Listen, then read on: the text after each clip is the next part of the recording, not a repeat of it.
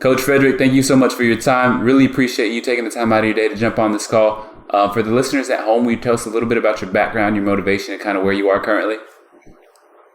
Yeah, for sure, man. I appreciate you having me on. Excited to talk a little bit today. And so my background is born and raised in Birmingham, Alabama.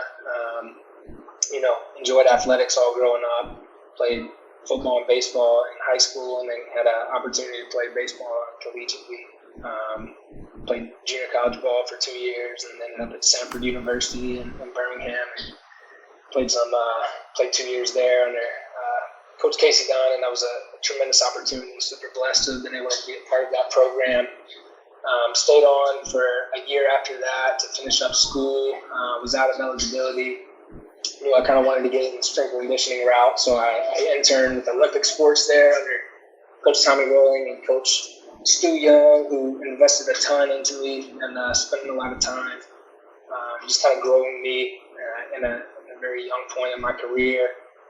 From there, I actually went and started my master's at Auburn University, where I volunteered in a weight room there with baseball a little bit for Coach Michael Shoemaker, who, again, just very fortunate to have been around great people who took me under their wing and really took an opportunity to invest in me. So he actually ended up leaving there a year into it, and I went with him to Mississippi College and was able to be his assistant there. He entrusted a lot into me, and I just was really fortunate to have that opportunity to roll with him at Mississippi College. So spent 2 years there with him, kind of helping grow a program, and then got an opportunity with Chris McCormick at Gardner-Webb. I think we've had on the podcast before as well. And so he's now at FAU, but when he was the director at Gardner-Webb, he hired me on as his assistant director. We didn't know each other at all. So again, just another person putting a lot of trust in me and, giving me a great opportunity. And that was a huge blessing. So 2 years into to us being there together, he left and took the job at FAU. And I was given an opportunity to be the director there at Gardner-Webb. So all of last year, I operated in that capacity, and that was a huge growth experience for me, something I didn't expect to get the opportunity to do there going into it, but things lined up to where I did get that opportunity, and I was able to grow a lot through that. And then recently, a few months ago in June, left there to take the head position here at Belmont, where I've been a few months now. And we're in our first day of class now. Had some athletes here through the summer, but really kind of getting things going and getting things off the ground now here at Belmont. So okay. So what sports are you specifically working with at Belmont? Obviously, you're in charge of everything, but what are your direct sports? Yeah, so men's and women's basketball and baseball. Okay. My targeted focuses, and then like you said, overseeing everything else. But men's and women's basketball and baseball. Okay. So what you talked about it a little bit, right? But what is your passion in life? Why do you do what you do? Yeah. So that's deeply rooted in what I do, and it's just a model of Christian life. Model of Christian life to the student athletes that have been given the opportunity to lead, and they show them there's something, there's greater hope, and there's something greater than just what we're doing in this, college athletic realm. It's a big deal. It's a great opportunity for influence in this time of life for them. And competition and school are very important, but there's something even greater outside of that. So using that platform for that ability is big to me. Just striving to do things well at a high level in regards to that. Yeah. No, I agree, and I think it's important with college coaches to just realize that there's more to life than coaching as well, because getting into this profession, we put a lot on hold, so we can kind of get that first job, get that GA, whatever, but then looking back, people are happy about it, but at the same time, a lot of relationships and things suffer outside of coaching. So I think that's really important to shed a light on that. Coaching is cool, but at the end of the day, it's still a job, whether you feel like it or not. It's still a job kind of deal, Without a doubt, without a doubt. Having perspective on what you do, and trying to provide perspective to those that you ultimately hope to have influence over. Is a big deal, and serving them and loving them in that capacity to where they see kind of what that looks like. As they grow into young professionals as well. Challenging them at the same time. It's not like we have a soft, cushy program. We challenge our athletes, and we expect a lot we have a lot of high expectations and standards over them, but it's all out of love and a pursuit for them to be able to reach their highest potential. Yeah. No, I definitely get that. Okay.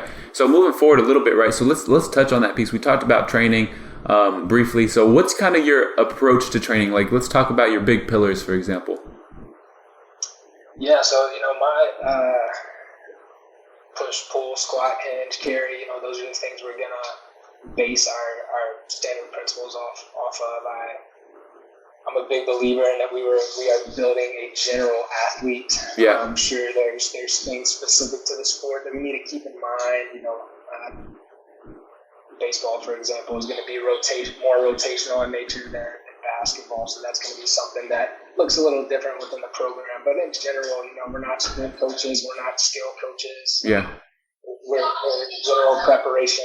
Yeah. And we're going to build a better athlete in the context of the weight room and conditioning and speed sessions. Yeah. So that ultimately we can send that athlete to the sport coach and they have a better version of that athlete to work with. So that's kind of, I guess, the main pillar that I stand on is general athletic development. And then, from that, we're going to have our waves of hypertrophy. We're going to have our waves of, strength, focus. We're going to have our waves of power development as we approach the season and get a little closer to that. Yeah. But we're gonna squat on one leg and on two legs. We're gonna push and pull in a vertical and horizontal fashion. We're gonna hinge. We're gonna pull things from the floor at times. We're gonna press overhead at times, again depending on population. But those main movements are what we're gonna build everything around.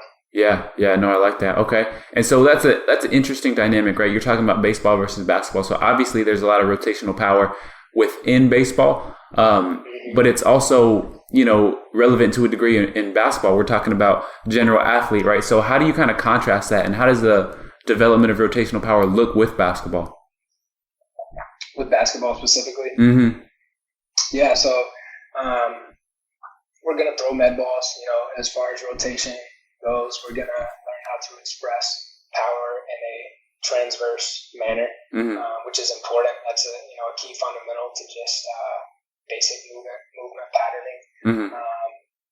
We're going to also learn how to brace in that same transverse plane. So I think it's training all the movements that you would normally train, bracing and moving explosively in a plane, over applying that to the transverse plane where the med ball, in my opinion, is the best tool to use to teach that and to express that. So we're going to throw a lot of med balls, try to knock some walls over in the process of doing that. That's our intent, throwing those things hard, expressing power, developing power. But we're also going to learn how to brace in that plane through, your standard anti-rotation presses and holds, and even doing it with partner manual activities in that regard. But learning how to brace in that plane and rotate powerfully through that plane gives us the opportunity to express that more on the court and different demands of basketball. Yeah. Okay. No, I like that. So let's dive in a little bit more, right? So we're talking about baseball and basketball. So you can actually pick either or. But what does your structure look like for the annual training? So if you want to go basketball, we can go that route. Or if you are more comfortable talking about baseball, we can talk about that as well.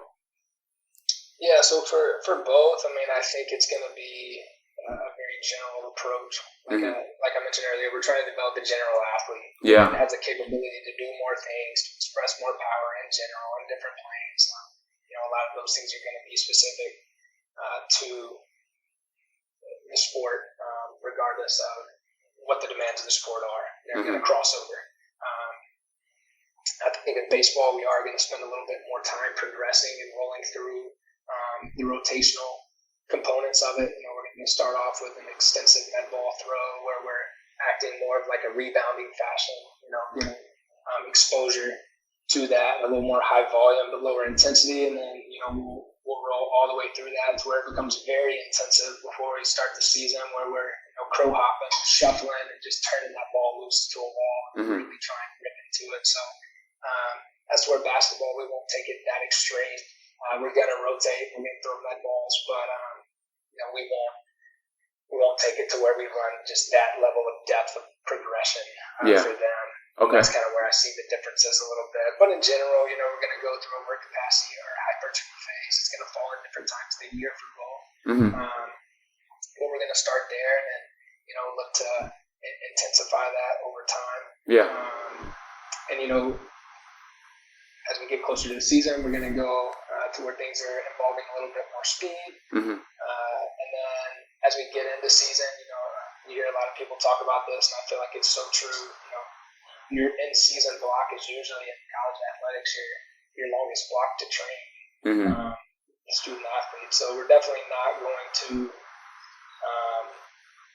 just look at that as, we're in season, so we're just here to maintain. We're going to continue to try to develop our athletes in season, especially those who aren't getting super high minutes. There's probably a reason they're not getting super high minutes because they haven't been developed, haven't developed to the capacity that they need to in order to excel at the level that they're at or at the team that they're on. Mm-hmm. And so, we're going to utilize that in-season time to definitely improve capabilities in those athletes. And our higher minute guys are, our starting pitchers or the guys that, the guy that's rolling out there and playing shortstop for us every day. Those are guys we're going to be a little more mindful of the workload that we're putting on them and really monitor the volume and a little greater capacity. So that would kind of be the general vibe of what we're putting down there. So there's some similarities from baseball to basketball, but I think, the nature of basketball, there's a lot more jumping, bouncing, a little more taxing on the ankle, knee, hip and back. So we're going to be a little more mindful of that. Baseball, there's so much rotation in season. We're probably going to calm the med ball throws down and come off of that a little bit. I've kind of changed my opinion a couple times throughout my short career so far on what's the best way to approach that med ball work in season with baseball. Yeah. As they rotate so much, but we'll leave it in there a little bit, just give them enough, stimulus and put that in the program just enough to make sure that, we're not losing those training capabilities that we've worked so hard to develop in the off season, but we're not exposing them to it too much to where it can create issues. Yeah. Okay. No, I like that. And so we talked about the, speed and stuff like that, but how does that energy system and resistance training balance kind of look for both sports, actually? Yeah. So with basketball, they play so much. Guys, they're playing open gym. They're essentially practicing year round now. Yeah. I think they're getting that sport specific demand of energy system development from their practices and their individuals and their open gyms, and they're always on the court doing stuff. So when we have pockets of the year to be able to focus on that a little bit, where we have a little bit more time, usually the approach I take with basketball is a little slower, a little lower intensity. We'll get on the airdyne bike and we'll run on it a little bit. We'll do some sled drags. We'll do some net ball slams. We'll do some jump ropes here and there, but things that, and then we'll run a circuit like that where we'll put them on the clock, 30 minutes nonstop movement, bouncing from station to station, just very moderate intensity to where they get that base, that low level work capacity that I feel like they miss out on a lot. They can kind of help drive some of those more sport specific demands of their conditioning. Okay. Can help drive that long term as we lay that foundation down when we have the opportunity. Yeah. No, I agree. Okay. So what does linear and multidirectional speed kind of look like for both of these? Yeah, so we have something that I refer to it as our Go series. So, essentially it's a coordinated effort to get acceleration and deceleration mechanics and habits layered down to where we can move in all planes effectively, efficiently, learn how to do that kind of in a slower state and build on that over time. So, for example, if we're, wanting to, with baseball, be able to move in a lateral direction very quickly, and explode out, stealing a bag or running a ball down the outfield or getting the ball in the hole for a backhand or something like that. We want to develop that capability to where their first step and their ability to accelerate is going to set them up for success. So if we're working in that frontal plane, then we will, start in an athletic stance and we'll work on a crossover step to start with, really driving into that, but then immediately sticking and stopping. So that would be considered what we would call our one go. So we're just pushing into a lateral crossover step, sticking and stopping, learning how to accelerate and decelerate in that fashion. And then we'll add a component to it to where they work back the other way, which would be our two goes. So they give you a hard lateral crossover, stick and stop. On the second go, they then push hard into a sprint the other direction. So we're working in that frontal plane back and forth. And then we'll take the stop out of it. We'll take the pause out of it, which would be our one smooth go. We'll cross over hard and then immediately turn back and run the other direction. And then last, we'll turn it into more of an agility aspect to where they can either mirror a partner or still be on coach's command where they cross over, stick hard, sprint the other direction, and then on a command or on a reaction of a partner, they're having to then change direction and go back the other way. So with that, we're layering together a smooth process of slowly building speed into what we're doing, and we do that in a rotational fashion. So if you're sprinting one direction, you got to turn around and sprint the other direction. Back behind you, more of a rotational stop in nature, and we'll also do a linear stop where you're sprinting one direction, you got to slam on the brakes and then turn it into a back pedal. So we'll work all three of those planes over the course of our week in training at specific times of the year when we have time to do that. But that's kind of how we're doing that. And then really, focusing on that drive immediately off the ball or, on the pitch or whatever it is, really working those first 3 to 4 steps, that first 5 to 10 yards where acceleration truly happens, especially in the two sports, baseball and basketball. You don't have a lot of ground to cover usually. So it's how quickly can we get going is going to be our focus, not necessarily top-end speed. We'll cover that with baseball more so than basketball. We'll get to that short times of the year and expose them to that a little bit. But usually we're just working on that first 5, 10, 15, maybe stretch it out to 20 yards, and that's really it. Okay. And so let's touch on that crossover step a little bit more, just because, there's been a lot of talk about crossover step, like an open step, right? And so in your crossover step, and this is just for the listeners that may not have a understanding or kind of a visual, right? So say we're going to the right, you're keeping that right foot planted, you're stepping over with the left, correct? Right, correct. And so there's been a lot of debate as far as like crossover step or like an open step, where if you're going in that same direction, right, instead of stepping over with that foot, you kind of take a directional step with that right foot. And so now you're more squared up and then go. So what's kind of your take on that? Yeah. So I think more so in basketball, I think the crossover step is going to be a little more applicable. If you're guarding somebody, you're in your shuffle, you're in your defensive stance, and then they take off on you, you're going to have to be able to use that crossover step and not fully commit your shoulders to where you're going. I think that's the difference, is whether you're committing whether you need to commit your shoulders or not. If you're committing your shoulders, then I think the directional step that you're talking about, which is more of like straight steel in the base. You're in your athletic bilateral stance, and then the pitcher lifts his leg, and so if I'm at first base, I would redirect my right foot and create a shin angle towards where I'm going, so that I can accelerate better.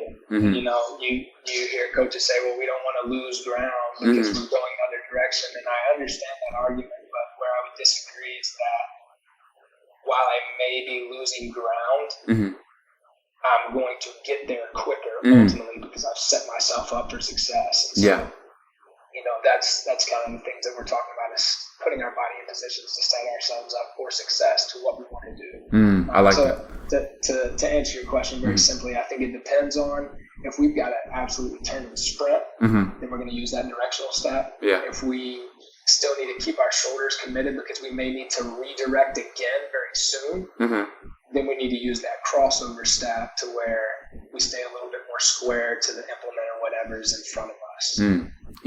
No, I like that. And I think that's a great way to put it. I think, that's, probably the best categorization that you can kind of make. So I really like that answer. So moving kind of forward with some training, right? What is kind of, your injury prevention model, or like what is your kind of philosophy on injury prevention across sport? Yeah, it's a tough one. I think, there's a lot of different directions you can go here. There's a lot of different, depending on the sport, different injuries that present themselves at higher rates depending on the sport. But in general, and this may sound like a cop-out answer, but I think it's subscribes to Mike Bull's philosophy of like good training is injury prevention training. Yeah. And even still within that, you can say, okay, well that's great, but what does that mean? So I get that too. I think visiting a lot of different movements, but not just for the sake of creating variety to create variety. Yeah. So, having an overarching approach to what you're doing, like we talked about, at the top of the show, like, we're going to push, we're going to pull, and then lower body, we're going to squat, we're going to hinge. Those are basic movements, but we also need to expose them to more than just, all right, we're going to straight bar deadlift. Yeah. We're going to back squat. We need to either change the implement. We need to work off single leg as well. I'm not a guy that's just going to fall into we got to do all single leg work because that's what's going to prevent the most injuries. I think there's definitely a place and importance for bilateral work and developing general strength in that regard. I think that fuels single leg strength, and I think single leg strength fuels bilateral strength, and I think they play together.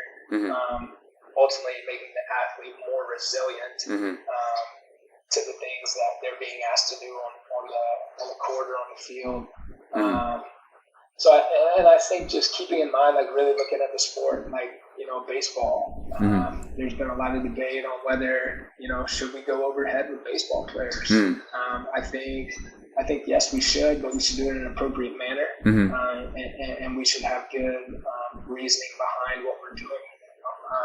Eric Cressy talks a ton about upward scapular rotation. In order to do that, you've got to get your arm overhead and groove that and practice that. Now, if you can't do it well, you shouldn't do it under load. But if you can, get that scap to track upwardly as your arm raises overhead, that's what we're looking for. So now let's be able to do some, overhead carries with kettlebells and get that rotator cuff, stabilizing in a more dynamic fashion. Let's get that, let's add a landmine press in there.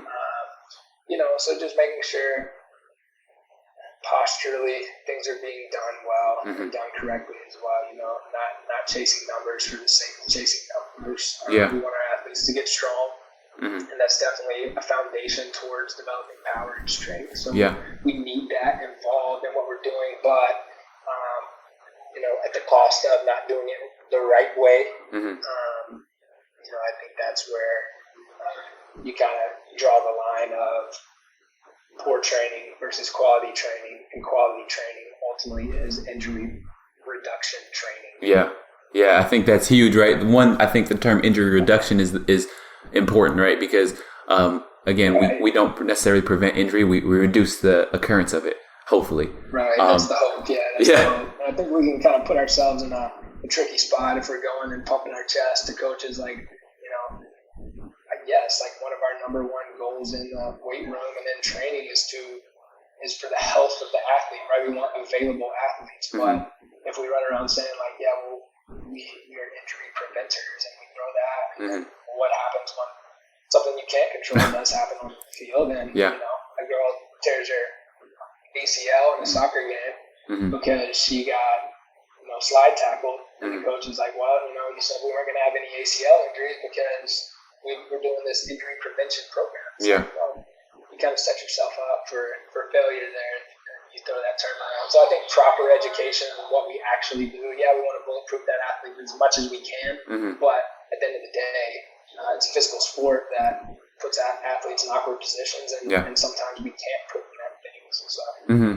And especially with the amount of time that we have with them, right? So if we're talking about soccer, for example, you get those kids maybe for a couple weeks before they start season, like, you can't undo years of training. So like, I think that's where the high school model and even before that of like having people at that level that can actually, do some things to develop some athletes, like huge. No doubt. And so even with that, right, I think it's important to keep in mind that sometimes a lot of this stuff just goes on a bell curve, like whether you want it to or not. Like if you look at statistics, like some years they'll have none, and people will be like, oh, well, what were they doing that year? But it's not necessarily, Right. it's like you can't really just match it up like that. It's just the That's circumstances. Right.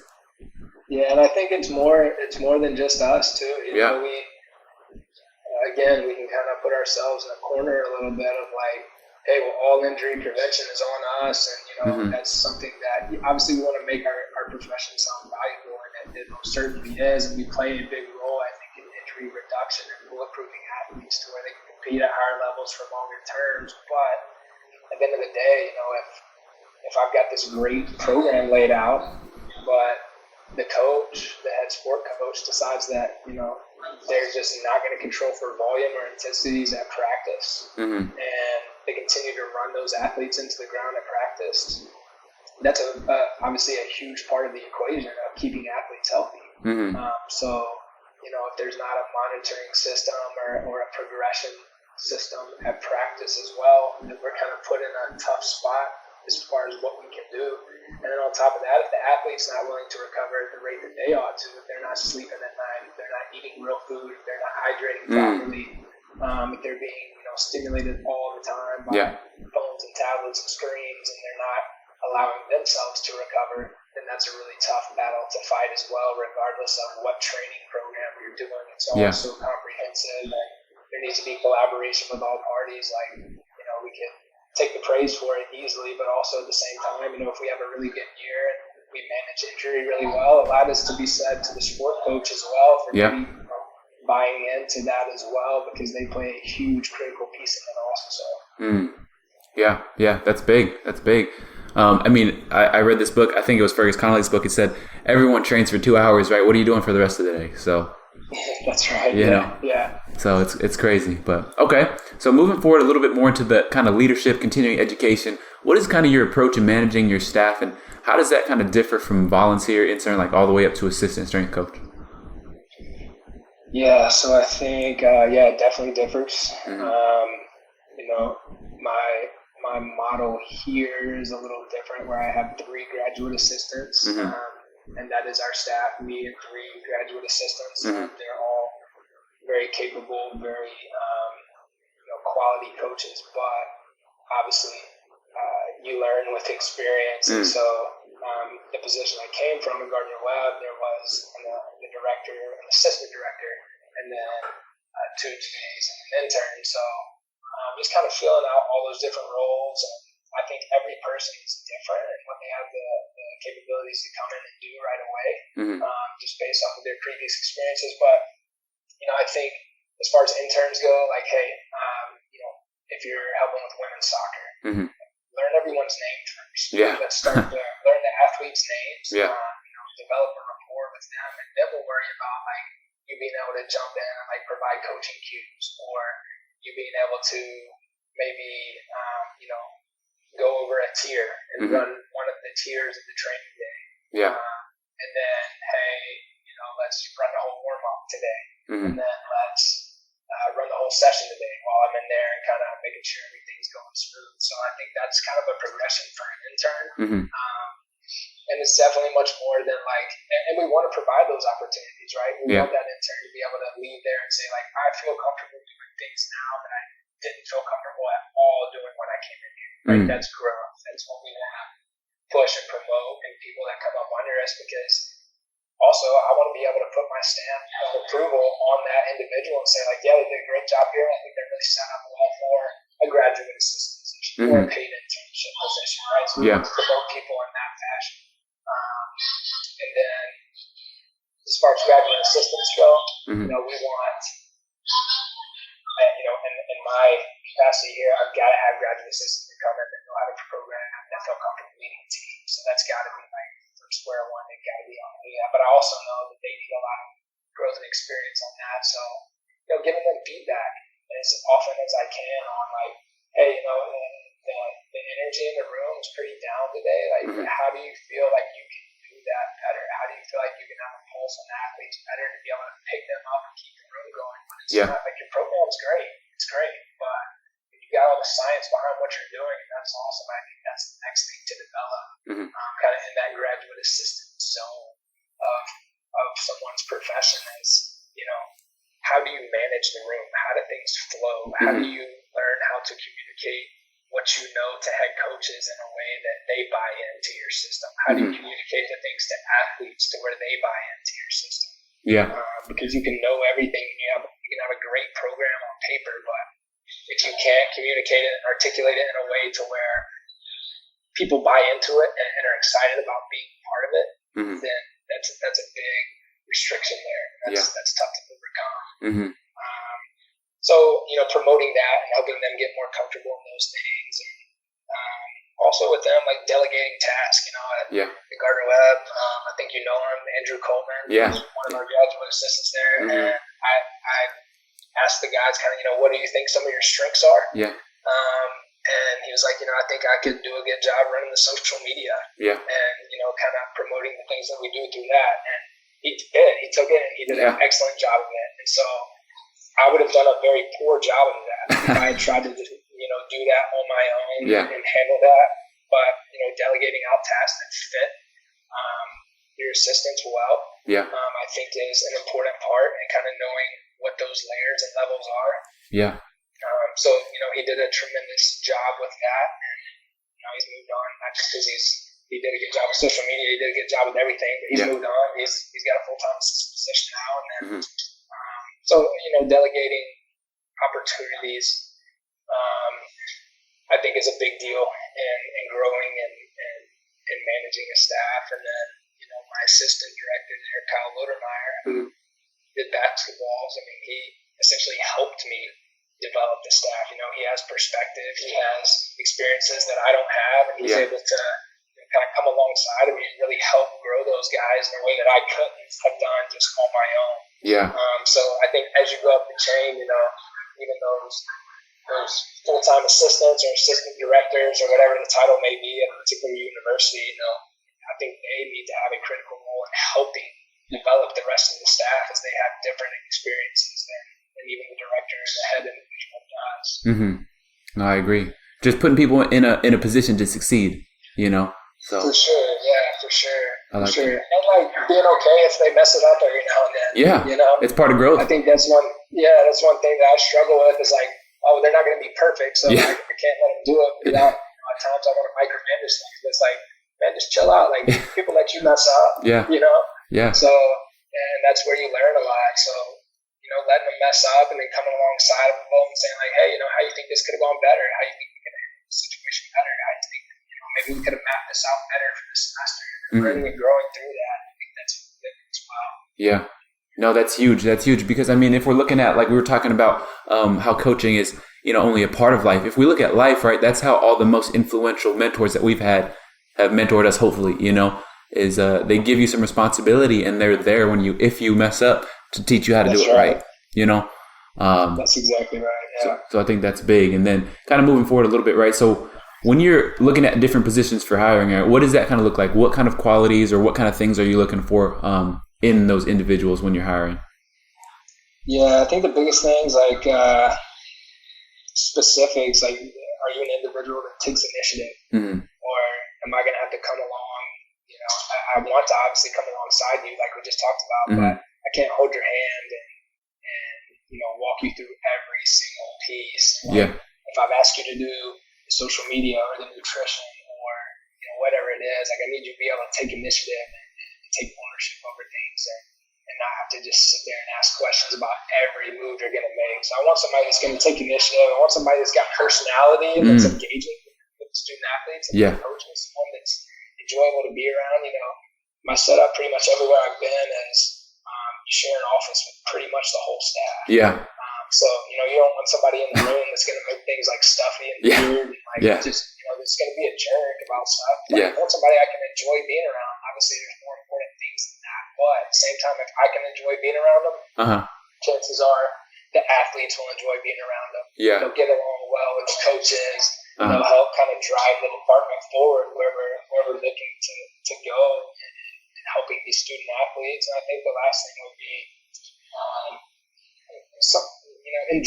truly enjoy working hard. I want people around that enjoy working hard, and if there's extra tasks to be done, which that presents itself plenty in our profession. Extra stuff. I want somebody that's going to embrace that. Be like, that's cool. We got a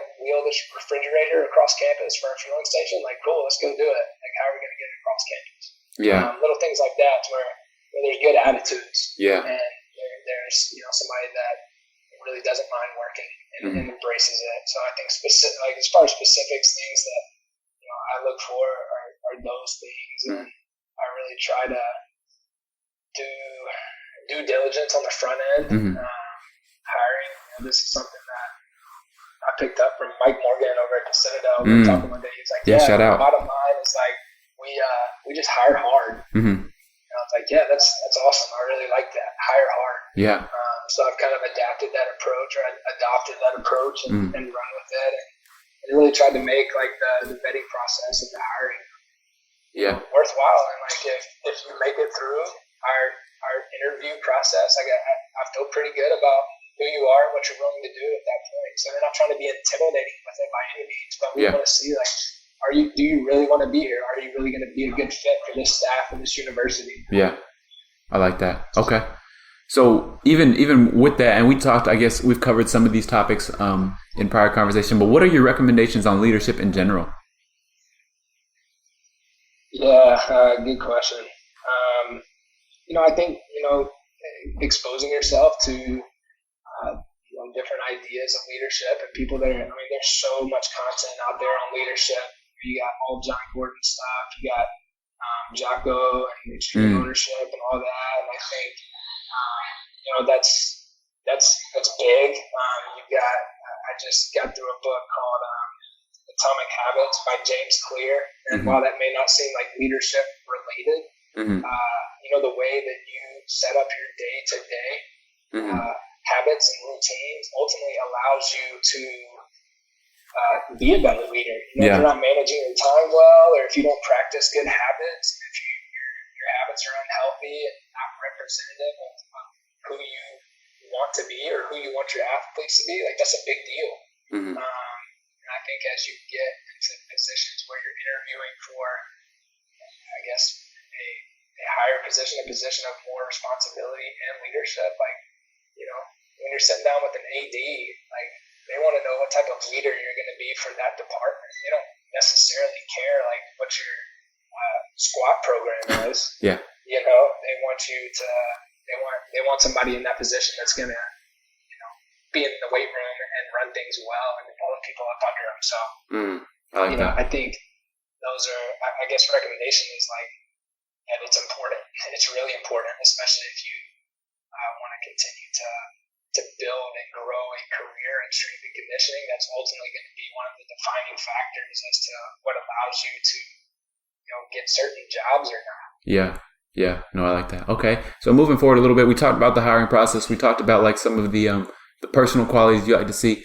In a few words, right, let's kind of go in and see the specific application materials, right? So do you have any general format tips for resume and cover letter? Obviously, it's different at every location and, different people will say different things. But for you, what are you looking for on that? Yeah, I think just the details, man. Does that clearly matter to that individual? You can see pretty clearly, like when you double click that PDF, like when that thing pops up on your screen, it takes about 2 seconds to see if somebody puts serious time and effort into the formatting and the content that they have, or whether they didn't. So I think that's the first thing that kind of sticks out as the first impression somebody can make. Like, so you want to do everything you can, like, make sure that it's consistent font across the board, or like, make sure that some simple things, consistent, headings and spacing and all that. And I think another big thing is like, don't send, if you're applying for a GA position or even most assistant positions, I would say, like, don't send a resume that's 3 pages or even 2 pages. I think Ron McKeefery talks about, like, you get 1 page for every 10 years of experience. Yeah. You should be able to confine it to that. And I believe in that. I think that, as brief and concise as you can make it for somebody that's sifting through a bunch of resumes, like the better chance you stand. Yeah, I like that. Okay. So moving on to the cover letter, right? What are recommendations for that?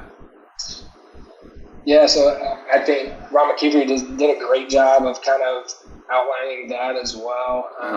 He says, like, answer 4 questions in your cover letter. I think it's like what do you want? Like, what job are you applying for? What do you want?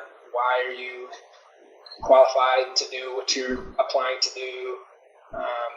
Where have you done it, and how well have you done it? Yeah. You're just trying to kind of start the conversation, get them to turn the page and see more, be interested in getting to know you more. But answering those 4 questions, I think that's kind of the easiest way to look at it. I like that. Okay. So let's talk about references a little bit, right? There's only about 3 references listed, and sometimes they're specified on like your past bosses, things like that. But if that's not specified, who should those references be, and how many should be listed? Yeah, I think if it's not specified, like 3 is probably enough. I think as far as who, like somebody you feel like is going to be real about you. Obviously you want them to have enough good things to say about you to spark someone's interest to hire you. But at the same time, you don't.